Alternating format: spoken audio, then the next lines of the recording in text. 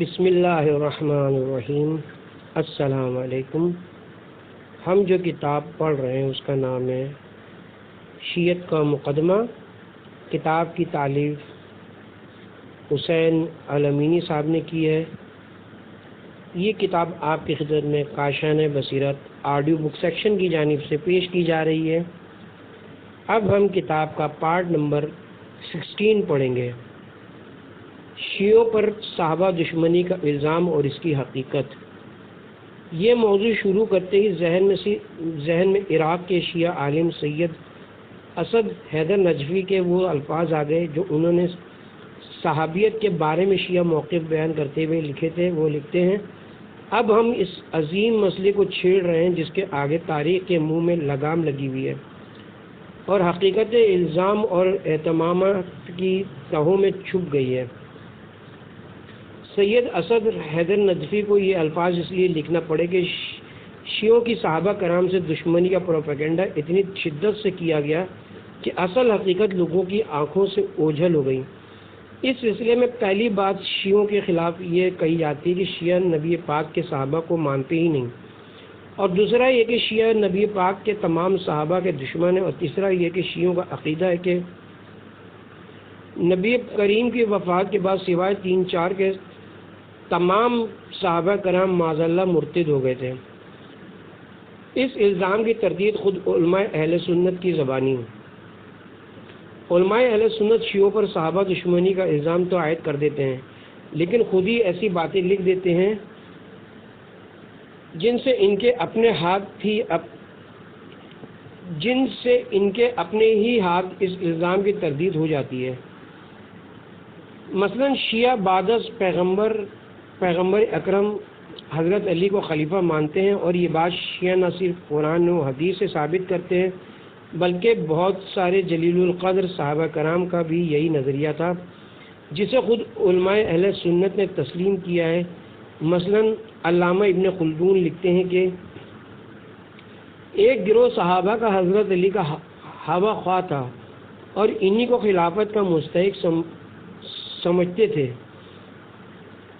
علامہ احمد امین مصری لکھتے ہیں، شیعت کا پہلا بیج تو اس جماعت نے بو دیا تھا جس کا وفات پیغمبر اکرم کے بعد یہ خیال تھا کہ اہل بیت رسول آپ کی جانشینی کے زیادہ حقدار ہیں، اور اہل بیت میں مقدم ترین ہستیاں حضرت عباس رسول اللہ کے چچا اور حضرت علی رسول اللہ کے چچیرے بھائی کی ہیں، اور ان دونوں میں سے بھی حضرت علی زیادہ حقدار ہیں۔ حضرت عباس نے خود بھی حضرت علی سے خلافت کے استحقاق میں کوئی مقابلہ نہ کیا۔ پروفیسر غلام رسول چودھری لکھتے ہیں، شیعت کا تخم صحابہ کی وہ جماعت ہے جو حضرت علی کو خلافت کا زیادہ حقدار سمجھتی تھی، اور ان میں مشہور حضرت عباس، حضرت ابو ذر غفاری، حضرت مقداد بن اسود، حضرت عمار بن یاسر اور حضرت سلمان فارسی تھے۔ جابر بن عبداللہ، ابی ابن کعب، حذیفہ یمانی اور دیگر بہت سے اصحاب تھے۔ واضح ہے کہ مذاہب عالم کا تقابلی مطالعہ کے مصنف نے چند صحابہ کرام کے نام لکھے اور آخری میں لکھا ہے کہ اور دیگر بہت سے صحابہ تھے، لیکن یعنی حضرت علی کو بعد از وفات پیغمبر خلیفہ ماننے والے صحابہ بہت ساری تعداد میں تھے۔ دعوت فکر، ہم تمام پڑھے لکھے افراد کو دعوت فکر دیتے ہیں کہ جب علماء اہل سنت خود تسلیم کرتے ہیں کہ شیعت کا پہلا بیج اس جماعت نے بویا تھا جو حضرت علی کو خلافت کا زیادہ حقدار سمجھتی تھی۔ اب شیعوں نے ایسے صحابہ کرام کی غلامی اختیار کی ہے، اور یہ کوئی 2-4 صحابہ نہیں تھے بلکہ ان کی تعداد بھی اچھی خاصی تھی، جیسا کہ آئندہ سطور میں بیان ہوگا۔ پھر شیعوں پر صحابہ دشمنی کا الزام کس طرح عائد کیا جا سکتا ہے؟ بلکہ بقول علماء اہل سنت کے جن صحابہ کرام کا یہ نظریہ تھا کہ بعد از وفات پیغمبر خلافت حضرت علی کا حق ہے، ان صحابہ کی پیروی کرنا بھی تو صحابہ دوستی کی ایک مثال ہے۔ برادران اہل سنت سے ایک سوال۔ ہم اہل سنت برادران سے یہ سوال کرتے ہیں کہ ذرا اپنے ذہن میں علماء اہل سنت کا بیان کردہ قانون لائیں کہ جو نبی پاک کے تمام صحابہ ستاروں کی مانند ہیں، اور سب کے سب ہدایت یافتہ ہیں، جس کی پیروی کر لی جائے انسان ہے ہدایت پا جاتا ہے۔ حضرت علی جو کہ صحابہ میں بھی بلند ترین مقام پر فائدے خود اپنی امامت اور خلافت کا استحقاق احادیث پیغمبر سے ثابت کرتے تھے، اور بنو ہاشم سے تعلق رکھنے والے تمام صحابہ بقول اہل سنت مصنف مولانا شبلی نعمانی حضرت علی کے ساتھ تھے۔ ان کے علاوہ اور بھی بہت سارے صحابہ کرام حضرت علی کو ہی خلیفہ رسول مانتے تھے۔ ہم نے گزشتہ صفحات میں صرف بنو ہاشم سے تعلق رکھنے والے 2 درجن کے لگ بھگ صحابہ کے نام لکھے ہیں۔ جب اتنے بہت سارے صحابہ کرام حضرت علی کو مستحق خلافت سمجھتے تھے، تو پھر اہل سنت برادران کے پاس اس نظریے پر تنقید کرنے کا کوئی جواز باقی نہیں رہتا، کیونکہ اس نظریے پر تنقید دراصل صحابہ کرام پر تنقید ہے، جو مذہب اہل سنت میں کسی طرح بھی جائز اور مستحسن نہیں ہے۔ کیا شیعوں کا یہ عقیدہ ہے کہ وفات پیغمبر کے بعد سوائے 3-4 کے تمام صحابہ کرام معاذاللہ مرتد ہو گئے تھے؟ روضہ کافی کی ایک روایت جو درائت کے ساتھ بھی جو درائت کے بھی خلاف ہے، اسے شیعوں کے خلاف پیش کر کے خوب اچھالا جاتا ہے، اور پھر اس ضعیف روایت کا اپنی من پسند کا ترجمہ کر کے بعض فرقہ پرداز اپنے مذموم مقاصد حاصل کرنا چاہتے ہیں، جبکہ دوسری طرف بعض انصاف پسند علماء اہل سنت نے اس روایت کا مطلب و مفہوم اس طرح واضح کیا ہے کہ ان فتنہ پردازوں کو منہ کی کھانی پڑی ہے۔ نامور سنی اسکالر مولانا وحید الزمان خان نے ایسی ہی ایک روایت اپنی مشہور زمانہ کتاب لغات الحدیث میں نقل کر کے اس کا جو ترجمہ کیا ہے وہ ملاحظہ فرمائیں۔ مولانا وحید الزمان خان لکھتے ہیں کہ حضرت علی علیہ السلام کی طرف سے سب لوگ پھر گئے، مگر 3 شخص سلمان فارسی اور ابو ذر غفاری اور مقداد بن اسود، میں نے کہا عمار بن یاسر، تو انہوں نے یعنی امام جعفر نے کہا کہ وہ بھی ذرا مڑ گئے تھے، پھر راہ راست پر آ گئے۔ ہمارے نزدیک اولاً تو یہ روایتی ضعیف ہے، ثانیاً اس کا وہ مطلب و مفہوم بنتا ہی نہیں جو بعض فتنہ پرداز بیان کر کے شیعوں کو بدنام کرتے ہیں۔ ایک نامور سنی عالم نے اس روایت کو جو ترجمہ کیا اسے بار بار غور سے پڑھیں۔ کیا اس میں صحابہ کرام کے دین اسلام سے معاذ اللہ مرتد ہونے کا کہیں ذکر موجود ہے؟ اگر بالفرض اس روایت کو درست بھی تسلیم کر لیا جائے تو زیادہ سے زیادہ اس کا مطلب وہی بنتا ہے جو مولانا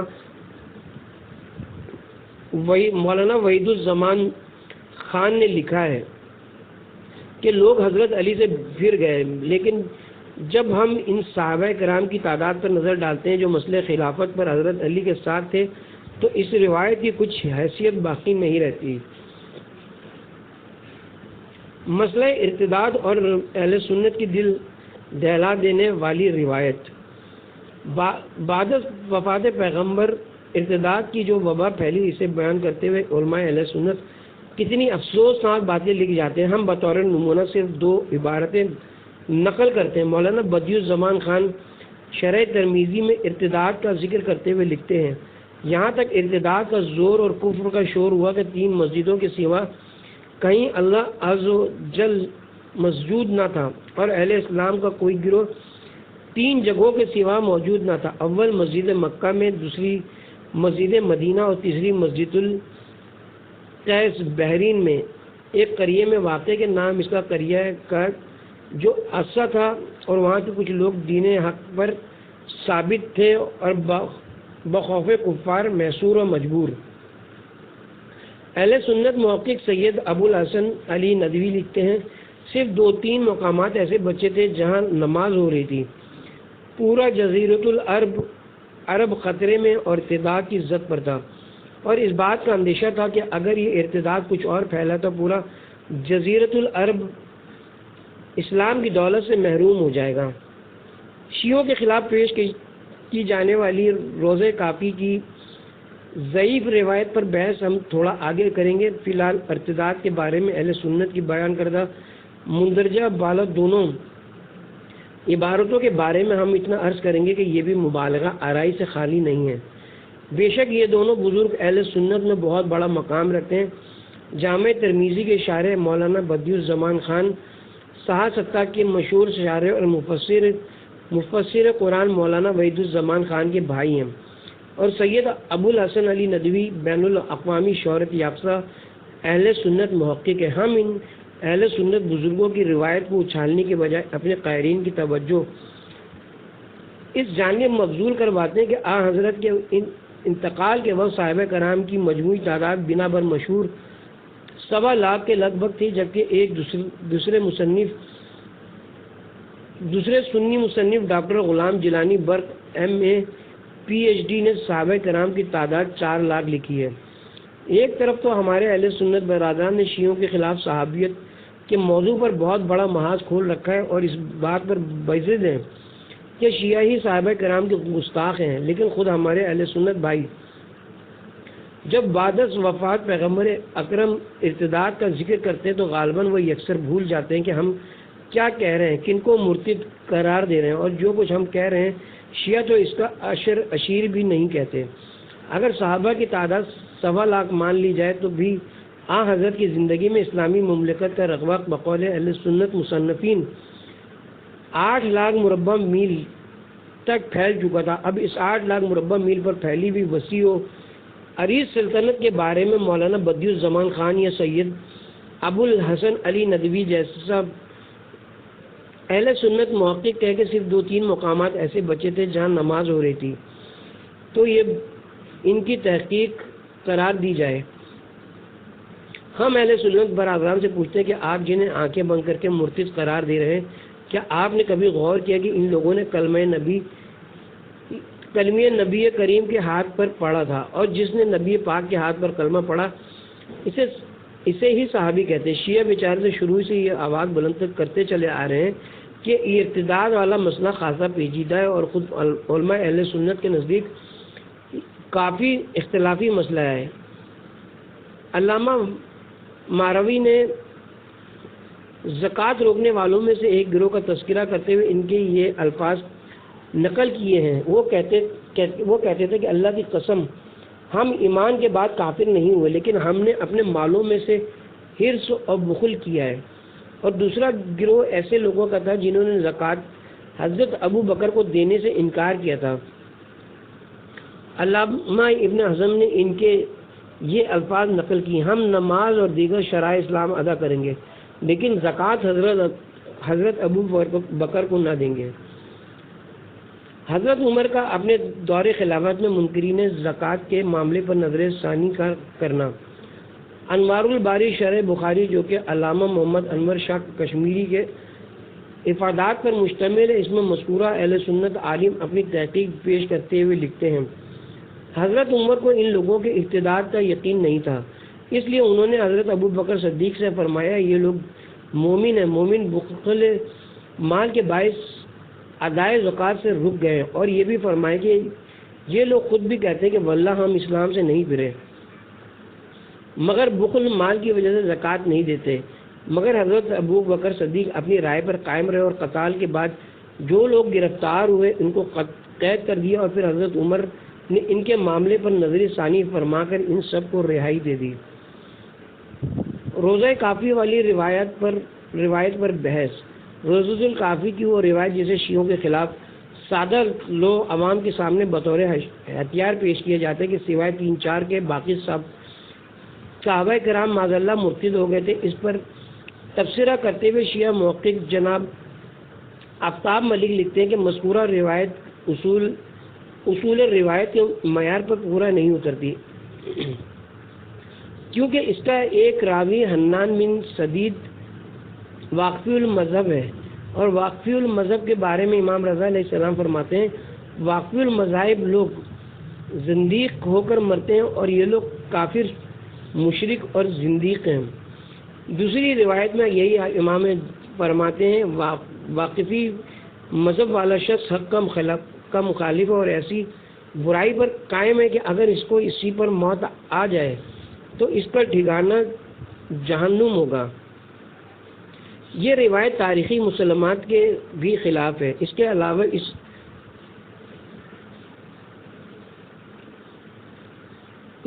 اس روایت کے ضعیف ہونے کے لیے وہی ایک بات کافی ہے جو ہم پہلے بھی لکھ چکے ہیں، اور اسے بڑے بڑے علماء اہل سنت نے اپنی کتب میں لکھا ہے کہ بعد از وفات پیغمبر اکرم صلی اللہ علیہ وسلم تمام بنو ہاشم مسئلہ خلافت پر حضرت علی کے ساتھ تھے۔ خاندان بنو ہاشم سے تعلق رکھنے والے صحابہ کرام کے علاوہ بھی بہت سارے جلیل القدر صحابہ کرام کے نام خود علماء اہل سنت نے لکھے ہیں۔ ان روشن حقائق کی موجودگی میں روضہ کافی والی روایت کی کچھ حقیقت باقی نہیں رہ جاتی۔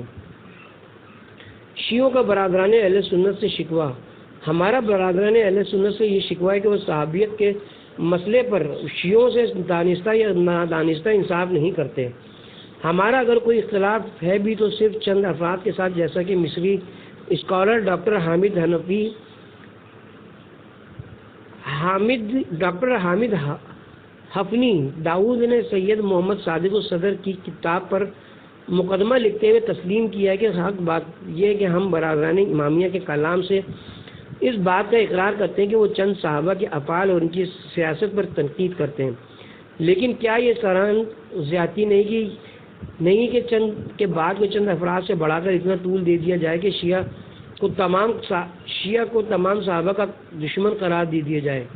حالانکہ شیعہ ان چند افراد کے بارے میں جو کچھ لکھتے ہیں وہ عموماً اہل سنت کی کتب تاریخ حدیث و تفاسیر سے ہی لکھتے ہیں۔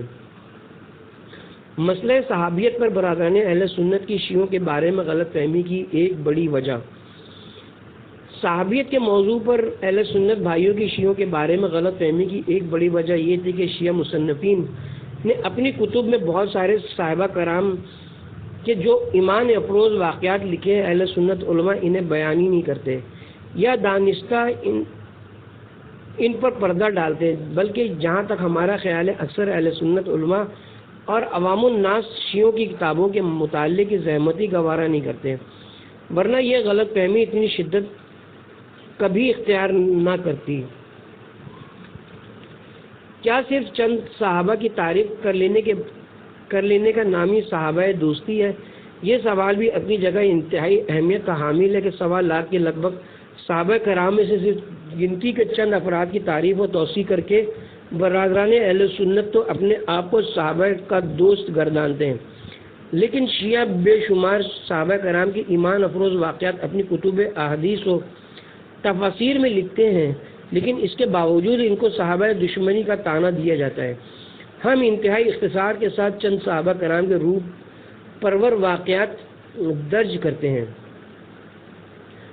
صحابہ کرام کی ایمان افروز واقعات شیعہ کتب کی روشنی میں، اب ہم شیعہ کتب سے صحابہ کرام کے ایمان افروز واقعات نقل کرتے تاکہ ان لوگوں کی غلط فہمیوں کا ازالہ ہو سکے جن کے ذہنوں میں یہ بات بیٹھا دی گئی ہے کہ شیعہ تو صرف صحابہ کرام کی برائی ہی کرتے ہیں، حالانکہ شیعہ کتب صحابہ کرام کی تعریف و توصیف سے بھری پڑی ہیں، بلکہ ہم تو یہ کہتے ہیں کہ جن صحابہ کرام نے پورے خلوص کے ساتھ ہر میدان میں آن حضرت کا ساتھ دیا اور آن حضرت کے قدموں میں اپنی جانوں کا نذرانہ پیش کیا، مختلف غزوات میں اسلام کی دفاع میں اپنے جسم چھلنی کروائے، زخموں سے چور چور ہوئے، آن حضرت نے جس میدان میں کھڑے ہونے کا حکم دیا پہاڑ سے زیادہ ثابت قدم نظر آئے، ان کا سرے سے ہی ذکر ہی نہ کرنا اور صرف چند صحابہ کی تعریف کرنے تک اپنے آپ کو محدود کر لینا بھی سرن ناانصافی ہے۔ ہم شیعہ کتب سے صحابہ کرام کے چند ناقابل فراموش کارنامے نقل کرتے ہیں اور اپنے قارئین سے استدعا کرتے ہیں کہ وہ فیصلہ کریں کہ جن لوگوں کو صحابہ کرام سے دشمنی ہو، جن پر یہ الزام ہو کہ صحابہ کرام کا ذکر اچھائی سے نہیں کرتے، وہ ایسے واقعات لکھ سکتے ہیں۔ چند غریب انصار کا شوق جہاد، شیعہ مفسر سید ناصر مقارم شیرازی اپنی تفسیر میں لکھتے ہیں، غریب انصار میں سے 7 افراد رسول اللہ کی خدمت میں حاضر ہوئے اور تقاضا کیا کہ انہیں جہاد میں شرکت کے لیے وسائل مہیا کی جائیں، لیکن پیغمبر اکرم کے پاس انہیں مہیا کرنے کے لیے وسائل نہ تھے۔ تو آپ نے انہیں نفی میں جواب دیا اور وہ اشک آلود نگاہوں سے آپ کی بارگاہ میں سے نکلے اور بعد میں بکاؤن یعنی رونے والے کے نام سے مشہور ہوئے۔ یہ صورت حال نشاندہی کرتی کہ یہ اصحاب پیغمبر جہاد کے اس قدر عاشق اور مشتاق تھے کہ نہ صرف معافی مل جانے پر خوش نہ تھے بلکہ اس طرح آنسو بہا رہے تھے کہ جیسے ان کا کوئی بہترین عزیز دوست مر بچھڑ گیا ہو۔ پھر آخر میں یہی مفسر لکھتے ہیں کہ ہم کیسے توقع کر سکتے ہیں کہ جہاد سے معافی مل جانے پر جن کی آنکھوں میں برسات کی جھڑیاں لگ جاتی ہیں وہ ان لوگوں کے برابر ہو جائیں جو جہاد میں شرکت نہ کرنے کے بہانے تراشتے تھے۔ ایک نابینا صحابی کا شوق جہاد۔ آیت اللہ مکارم شیرازی تفسیر نمونہ میں لکھتے ہیں کہ پیغمبر اکرم کے مخلص اصحاب میں سے ایک نے آپ سے عرض کیا کہ میں ایک بوڑھا نابینا اور عاجز شخص ہوں، یہاں تک کہ میرے پاس کوئی ایسا شخص بھی نہیں جو میرا ہاتھ پکڑ کر مجھے میدان میں جنگ میں لے جائے۔ پیغمبر اکرم صلی اللہ علیہ وسلم خاموش رہے یہاں تک کہ سورہ توبہ کی آیت نمبر 91 نازل ہوئی اور ایسے افراد کو رخصت دے دی گئی۔ پھر یہی مفسر لکھتے ہیں کہ اس شان نزول سے معلوم ہوتا ہے کہ نابینا افراد تک پیغمبر اکرم سے اجازت لیے بغیر پہلو تعین نہیں کرتے تھے، اس احتمال کی بنا پر کہ شاید ان کا وجود اس حالت میں بھی مجاہدین کی تشویش یا کثرت لشکر کے لیے مفید ہو۔ وہ رسول اللہ سے اپنی ذمہ داری کے بارے میں پوچھتے ہیں۔ شیعہ مفسر علامہ تبریسی بنو عذرا کا ایمان افروز واقعہ لکھتے ہیں، ایک روز پیغمبر اکرم صلی اللہ علیہ وسلم نماز کی پہلی صف میں شامل ہونے کی فضیلت بیان فرماتے ہیں، جس کے بعد لوگوں نے پہلی صف میں شرکت کے لیے ہجوم کیا۔ ایک قبیلہ تھا بنی عذرا، ان لوگوں کے گھر مسجد سے دور تھے۔ انہوں نے کہا کہ ہم اپنے گھر بیچ کر مسجد نبوی کے قریبی خرید لیتے تاکہ صف اول میں پہنچ سکیں۔ اس پر سورہ حجر کی آیت نمبر 24 نازل ہوئی اور انہیں بتایا کہ خدا تمہاری نیتوں کو جانتا ہے، اگر تم آخری صف میں بھی کھڑے ہو تو بھی چونکہ تمہاری نیت پہلی صف میں کھڑے ہونے کی تھی تو تمہیں اپنی نیت کی جزا ملے گی۔ علامہ باقر مجلسی کی زبانی و صحابہ کرام کی عبادت، ریاضت اور خدا خوفی کا تذکرہ۔ علامہ باقر مجلسی جنہیں صحابہ کرام کا بہت بڑا دشمن کہا جاتا ہے اور ان کی کتاب حیات القلوب میں مہاجرین و انصار کی تعریف میں پورا ایک باب موجود ہے۔ اس کے علاوہ انہوں نے اسی کتاب کے صفحہ نمبر 913 یا 913 تا 993 یعنی تقریباً 80 صفحات پر کئی جلیل القدر صحابہ کے مفصل حالات لکھے ہیں۔ وہ امام محمد باقر علیہ السلام کی زبانی حضرت علی علیہ السلام کی ایک روایت اس طرح نقل کرتے ہیں کہ ایک مرتبہ جناب امیر نے عراق کے لوگوں کے ساتھ فجر کی نماز ادا کی۔ نماز سے فارغ ہو کر لوگوں کو واعظ فرمایا، خود بھی روئے اور سب لوگوں کو بھی خوف خدا سے رلایا۔ پھر فرمایا میں خدا کی قسم کھا کر کہتا ہوں کہ میں نے اپنے خلیل رسول اللہ صلی اللہ علیہ وسلم کے زمانے میں ایک گروہ کو دیکھا جو صبح شام اس حال میں گزارتے تھے کہ ان کے بال بکھرے ہوئے اور گرد آلود غذا سے ان کے پیٹ خالی، زیادہ سجدے کرنے کی وجہ سے بکریوں کے زانوں کی مانند وہ راتیں عبادت الہی میں بسر کرتے تھے، کبھی قیام میں ہوتے تو کبھی رکوع میں اور کبھی سجدے میں، اور اپنے پیروں اور پیشانیوں کو تعاب میں مبتلا کرتے اور ہمیشہ اپنے پروردگار سے مناجات کرتے رہتے ہیں اور رو رو کر اس سے التجا کرتے رہتے ہیں کہ ان بدنوں کو آتش جہنم سے آزاد فرمائے، اور خدا کی قسم ہمیشہ انہیں اسی حال میں عذاب الہی سے ان کو خوف زدہ پاتا تھا۔ ایک معذور صحابی حضرت عمر بن جموح کی شجاعت اور شہادت کا انوکھا واقعہ۔ شہید آیت اللہ مرتضی مطہری ان کی داستان بیان کرتے ہوئے لکھتے ہیں کہ یہ صحابی ایک پاؤں سے معذور تھے۔ جنگ احد شروع ہوئی تو اپنے بیٹوں کے ساتھ جنگ پر جانے کے لیے تیار ہو گئے۔ بیٹوں نے منع کیا تو رسول خدا کی خدمت میں حاضر ہو کر کہنے لگے کہ یہ کہاں کا انصاف ہے کہ میرے بچے مجھے شہید ہونے سے منع کریں، میری خواہش ہے کہ میں راہ خدا میں شہید ہو جاؤں۔ چنانچہ آپ نے حضرت کے حکم سے جنگ میں شرکت کی اور قلب لشکر میں جا کر مردانہ وار لڑتے ہوئے شہید ہوئے۔ جنگ کے اختتام پر جب ان کے گھر والے ان کی لاش کو اونٹ پر لا کر مدینے لانے لگے تو انہوں نے دیکھا کہ اونٹ مدینے کی طرف نہیں بڑھتا، لیکن جب اونٹ کا رخ میدان احد کی طرف کرتے ہیں تو وہ چلنے لگتا ہے۔ یہ ماجرا جب حضرت کو بتایا گیا تو نبی کریم نے اس کی بیوی سے پوچھا کہ تیرے شوہر نے گھر سے چلتے وقت کوئی دعا تو نہیں کی تھی؟ اس کی بیوی نے جواب دیا کہ جب میرا شوہر گھر سے نکلا تھا تو اپنے دونوں ہاتھ بلند کر کے کہنے لگا، خدایا مجھے گھر واپس نہ لانا۔ رسول خدا نے کہا کہ تیرے شوہر کی دعا مستجاب ہوئی، اور حکم دیا کہ دیگر شہداء کے ساتھ انہیں میدان احد میں دفن کیا جائے۔ حضرت خسیمہ اور ان کے بیٹے کا شہادت شوق شہادت۔ استاد شہید مرتضی مطہری شوق شہادت کے زیر عنوان لکھتے ہیں کہ حضرت کہ جنگ بدر پیش آئی تو حضرت خزیمہ اور ان کے بیٹے کے درمیان بحث شروع ہو گئی کہ کون جنگ پر جائے اور کون گھر کی دیکھ بھال کرے۔ باپ بھی جانے پر بضید اور بیٹا کا اصرار کہ میں جاؤں گا۔ غالباً یہ حضرت خزیمہ کا اکلوتا بیٹا تھا۔ آخر ضعیف العمر باپ اور جوان بیٹے نے قرہ کشی کی قرے میں بیٹے کا نام نکل آیا، چنانچہ وہ جنگ میں لڑ کر شہید ہو گیا۔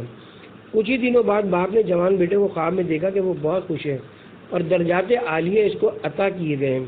بیٹے نے باپ سے کہا کہ خدا نے جو وعدہ ہم سے کیا تھا وہ سچا اور درست تھا، اور خدا نے اپنا وعدہ پورا کر کے دکھایا ہے۔ دوسرے دن حضرت خزیمہ خدمت پیغمبر میں حاضر ہوئے، اپنا خواب بیان کیا، پھر عرض کی کہ یا رسول اللہ، اگرچہ میں بوڑھا ہو چکا ہوں اور میری ہڈیاں کمزور اور سست ہو گئی ہیں، لیکن مجھے شہادت کی بہت آرزو ہے۔ دعا کیجیے کہ خدا مجھے شہادت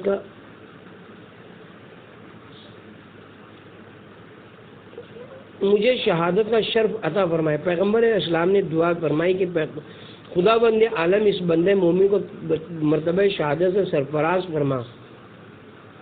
چنانچہ 1 سال کا عرصہ نہ ہوا تھا کہ جنگ احد بپا ہوئی اور حضرت خزیمہ کی شہادت کی آرزو خدا نے پوری کر دی۔ حضرت سعد بن ربیع انصاری کی دردناک شہادت اور اپنی قوم کو وصیت علامہ باقر مجلسی کی زبانی۔ علامہ باقر مجلسی پیغمبر اکرم کے اس جلیل القدر اور جانثار صحابی کے بارے میں لکھتے ہیں کہ احد کے میدان میں پیغمبر اکرم نے ان کو مردانہ وار لڑتے دیکھا۔ کئی نیزے ان کے جسم میں پیوست تھے، لیکن ان کا جوش جہاد نہیں تھا۔ جنگ کے اختتام پر حضرت نے پوچھا کہ سعد بن ربیع کہاں ہیں؟ کہیں نظر نہ آئے تو حضرت نے فرمایا کہ فلاں جگہ میں نے ان کو لڑتے ہوئے دیکھا تھا۔ ایک شخص کو اس جگہ بھیجا تو یہ کشتیوں کے درمیان پڑے ہوئے تھے۔ اس نے جا کر آواز دی تو کوئی جواب نہ آیا۔ اس نے دوبارہ آواز دی کہ اے سعد، پیغمبر اکرم رسول خدا تمہارا حال دریافت کر رہے ہیں۔ جب سعد نے پیغمبر اکرم کا نام سنا تو سر اٹھائے اور کانپتے ہوئے پوچھا کہ رسول خدا زندہ ہیں؟ اس نے کہا کہ ہاں زندہ ہیں اور مجھے تمہاری تلاش میں بھیجا ہے۔ سعد کے گویا زندگی کے آخری لمحات تھے، لیکن انہوں نے اس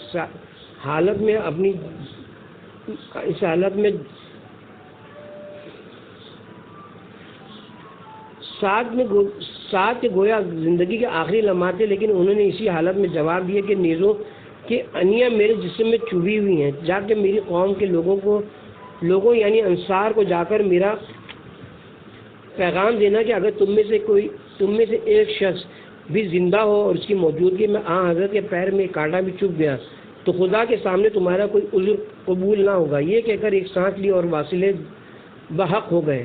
وہ شخص واپس آیا اور سارا واقعہ حضرت کو سنایا ہے۔ پیغمبر اکرم نے فرمایا خدا سعد پر رحم کرے، زندگی میں بھی اس نے میری مدد کی اور مرتے وقت بھی میری حمایت کی وصیت کر گئے۔ ہم محترم قائرین کی خدمت میں عرض کرتے ہیں کہ جن لوگوں کو صحابہ سے خدا واسطے کا بیر ہو، کیا وہ ایسے ایمان افروز واقعات لکھ سکتے ہیں؟ حضرت ابو عقیل کا خلوص بھرا واقعہ۔ آیت اللہ سید ناصر مکارم شیرازی لکھتے ہیں غزوہ تبوک کے لیے پیغمبر اکرم نے لوگوں سے مالی معاونت کا اعلان فرمایا۔ حضرت ابو عقیل انصاری یا بعض روایت کے مطابق حضرت سالم بن عمیر نے راتوں کو کنویں سے پانی نکال کر اور اضافی مزدوری کر کے 2 من کھجوریں جمع کی اور 1 من گھر والوں کے لیے رکھ لی اور 1 من خدمت پیغمبر میں لے آئے۔ جو منافقین مسلمانوں کو تمسخر اڑانے لگے، جنہوں نے زیادہ خدمت کی انہیں ریاکار اور جنہوں نے ظاہراً تھوڑی خدمت کی ان کا تمسخر اڑاتے کہ کیا لشکر اسلام کو اسی قسم کی مدد کی ضرورت تھی۔ چنانچہ سورہ توبہ کی آیت نمبر 79-80 میں مخلص مومنین کا مذاق اڑانے والوں کو عذاب الہی سے ڈرایا گیا ہے۔ حضرت سعد بن معاذ رضی اللہ عنہ کا جانثارانہ پیغام شیعہ مفسر سید ناصر مکارم شیرازی لکھتے ہیں کہ جنگ بدر کے دوران حضرت سعد بن معاذ انصار کے نمائندے کی حیثیت میں حضرت کی خدمت میں حاضر ہوئے اور عرض کی کہ میرے ماں باپ آپ پر قربان ہوں، اے اللہ کے رسول، ہم آپ پر ایمان لائے ہیں اور آپ کی نبوت کی گواہی دی ہے کہ جو کچھ آپ کہتے ہیں خدا کی طرف سے، آپ جو بھی حکم دینا چاہیں دے دیجئے اور ہمارے مال میں سے جو کچھ آپ لینا چاہیں لے لیں۔ خدا کی قسم اگر آپ ہمیں حکم دیں گے کہ دریائے احمر کی طرف اشارہ کرتے ہوئے جو وہاں سے قریب تھا ان میں کود پڑے، ہماری یہ آرزو کہ خدا ہمیں توفیق دے کہ ہم آپ کی ایسی خدمت کریں جو آپ کی آنکھوں کی روشنی کا باعث ہو۔ ام عمارہ انصاریہ کی جانثاری۔ شیعہ اہل قلم نے صرف صحابہ کرام کے ایمان افروز واقعات ہی نہیں لکھے بلکہ صحابیات کے بے مثال کارنامے بھی تفصیل سے بیان کیے ہیں۔ ہم ان میں سے صرف 2 واقعات نقل کرنے پر اکتفا کرتے ہیں۔ شیعہ مورخ علامہ سید علی نقی ام عمارہ انصاریہ کا ذکر کرتے ہوئے لکھتے ہیں کہ اس مارکے میں ایک خاتون کی جانثاری بھی یادگار ہے۔ یہ میدان احد میں زخمیوں کی مرہم پٹی کے لیے آئی تھیں، مگر جب انہوں نے دیکھا کہ پیغمبر خدا پر دشمن حملے کر رہے تو یہ خاتون حضرت کے سامنے کھڑی ہو گئی اور تیروں کو اپنی جسم پر لینے لگیں، یہاں تک کہ جب نیزوں اور تلواروں سے مخالفین نے حملہ کیا تو انہوں نے بھی تلوار لے کر دشمنوں سے مقابلہ کیا، یہاں تک کہ زخمی ہو گئیں۔ علامہ باقر مجلسی کی زبانی ایک صحابیہ کا جوش ایمانی۔ علامہ باقر مجلسی لکھتے ہیں کہ بنی نجار کی ایک عورت کا شوہر، بھائی اور بیٹے جنگ احد میں شہید ہو گئے۔ وہ جب میدان احد میں پہنچے تو سب سے پہلے حضرت کا حال دریافت کیا کہ آپ زندہ و سلامت ہیں۔ لوگوں نے کہا ہاں۔ اس نے کہا کہ میں حضرت کی زیارت کرنا چاہتی ہوں۔ لوگوں نے اس کے لیے راستہ چھوڑ دیا۔ وہ مومنہ حضرت کی خدمت میں پہنچی اور آپ کو دیکھ کر عرض کیا یا رسول اللہ، آپ سلامت رہیں تو ہر مصیبت آسان ہے۔ دعوت فکر۔ ہم اپنے قائلین کو دعوت فکر دیتے ہیں کہ شیعوں کو صحابہ کرام کا دشمن کہنے والے ان واقعات پر غور کریں کہ جن لوگوں کو صحابہ کرام سے دشمنی ہو کیا وہ ایسے واقعات لکھ سکتے ہیں؟ شیعہ کتب تو ایسے بے شمار روح پرور واقعات سے بھری پڑی ہے، پھر شیعوں کے خلاف بے بنیاد پروپیگنڈا کیوں کیا جاتا ہے؟ ہم سب کو چونکہ ایک دن خدا کی عدالت میں حاضر ہونا ہے، اس لیے ہم اپنا معاملہ اللہ تعالیٰ کے سپرد کرتے ہیں اور اپنے قائرین کی دلچسپی کے لیے چند مزید واقعات لکھتے ہیں۔ حضرت ابو دجانہ رضی اللہ تعالیٰ عنہ کی شجاعت اور شہادت۔ علامہ سید علی نقی غزوہ احد میں حضرت ابو دجانہ کی جانثاری کا ذکر کرتے ہوئے لکھتے ہیں کہ جب مسلمان حضرت کے قریب سے منتشر ہو چکے تھے تو یہ پیغمبر خدا کے سامنے سپر بن کر اس طرح کھڑے ہو گئے کہ یہ آپ پر جھک گئے تھے تاکہ کسی طرف سے آپ کو غزن نہ پہنچ سکے اور تیروں کو اپنی پشت پر لے رہے تھے، یہاں تک کہ بہت سے تیر ان کی پشت میں پیوست ہو گئے۔ حضرت زیاد بن سکن کی پر افتخار شہادت۔ علامہ سید علی نقی تاریخ اسلام میں لکھتے ہیں کہ انہوں نے کچھ انصار کے ساتھ رسول خدا کے سامنے جہاد کیا، یہاں تک کہ ایک ایک کر کے وہ سب شہید ہو گئے، آخر میں یہ زخموں سے چور ہو کر گر پڑے۔ حضرت نے فرمایا کہ انہیں میرے قریب لاؤ، چنانچہ انہیں حضرت کے پاس لٹایا گیا، اس طرح کہ ان کا رخسار حضرت کے قدموں پر تھا اور اس عالم میں ان کی روح جسم سے مفارقت کر گئی۔ حضرت حنظلہ تاریخ اسلام کے انوکھے شہید جسے ملائکہ نے غسل دیا۔ شیعہ مورخ علامہ سید علی نقی ان کے بارے میں لکھتے ہیں کہ یہ ایک جوان تھے جن کی نئی نئی شادی ہوئی تھی، اور شاید اسی لیے یہ مسلمانوں کی فوج کے ساتھ میدان جنگ میں نہیں گئے تھے، مگر جب رسول خدا کی شہادت یہ لڑائی بگڑنے کی وحشت ناک خبر مدینے میں پہنچی تو یہ جوش وفاداری اور جذبہ ایمانی سے بے تحاشا عہد کی طرف روانہ ہو گئے، اس حالت میں کہ غسل جوان پر واجب تھا نہ کیا تھا۔ میدان میں پہنچ کر یہ فوج مخالف پر ٹوٹ پڑے۔ اثناء جنگ میں ان کی نظر سالار لشکر مشرکین ابو سفیان پہ پڑی اور یہ اس سے دست و گرباں ہو گئے اور اسے زمین پر گرا کر سینے پر سوار ہو گئے۔ اس کا کام تمام کرنا ہی چاہتے تھے کہ شداد بن اسود نے دوڑ کر ان پر تلوار ماری اور وہ درجہ شہادت پر فائز ہو گئے۔ بعد میں پیغمبر خدا نے بتایا کہ انہیں ملائکہ آسمان نے غسل دیا، اس لیے وہ غسیل الملائکہ کہلائے، اور بعد میں ان کی نسل بھی چلی جن کے نام کے ساتھ یہ لقب وابستہ رہا۔ جنگ احد کی تفسیر قرآن کی روشنی میں۔ جنگ احد میں لشکر اسلام پر عین میدان جنگ میں مسلمانوں کی اپنی غلطی کی وجہ سے مصیبت آن پڑی۔ اللہ تعالیٰ پیغمبر اکرم کو مخاطب کر کے فرماتا ہے تو کہہ دو یہ تکلیف تم کو پہنچی تمہاری ہی طرف سے۔ سورہ آل عمران آیت نمبر 165۔ مسلمان کفار کے تیروں اور تلواروں کی زد میں آ گئے، یہ مصیبت کیوں آئی؟ اس کا جواب بھی قرآن خود دیتا ہے، اس واسطے کہ خدا معلوم کرے ایمان والوں کو اور تاکہ معلوم کرے ان کو جو منافق تھے۔ جنگ احد میں ابتدا لشکر اسلام کے بہادروں نے کفار کے پاؤں کھیڑ دیے۔ حضرت نے حفاظتی نقطۂ نظر سے جن 50 تیر اندازوں کو پہاڑی کے درے پر کھڑا کیا تھا اور حکم دیا تھا کہ خواہ کچھ بھی ہو جائے تم نے یہ جگہ نہیں چھوڑنی۔ کفار کے پاؤں اکھڑتے دیکھ کر باوجود حضرت عبداللہ بن جبیر جو کہ ایک دستے کے سالار تھے کہ منع کرنے کے باعث وہ جگہ چھوڑ دی۔ کفار نے اس درے کے راستے آ کر مسلمانوں پر حملہ کر دیا۔